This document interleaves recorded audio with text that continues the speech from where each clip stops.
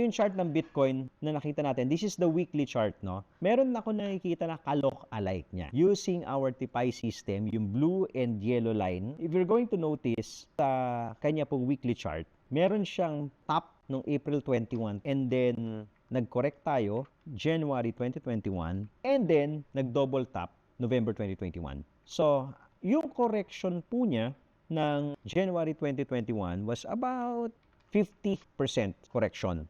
And I think right now, kung base natin dito sa pattern na to, based on our TPI system, nandito tayo, yung price, yung candle is trading below the blue line and touching it. Most likely, nandito tayo sa stage na to ng market, based dito sa chart, na kung by Monday, we close na nakadikit yung kandila dyan, o nag-green, yan long green, okay na ako dyan, kahit ganyan mo lang, i-close muna sa Monday. Most likely, ito yung next. Babasagin natin yung blue, and then we will do a retest, and then we will do a possible double top, papunta sa C.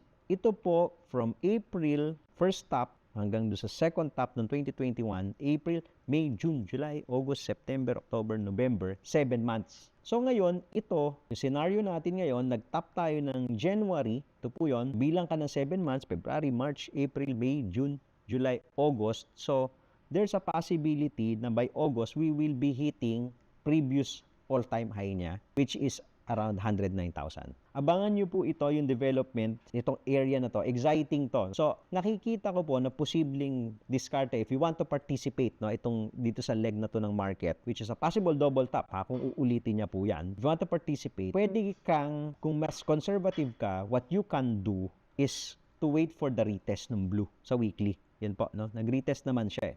Let it pump and wait for the retest. Pag nag-pump yan, maybe we will go to 99 or 100 and then it will retest going back to 92 and then you decide, eto retest to, successful yung retest, okay, sige, I'll participate.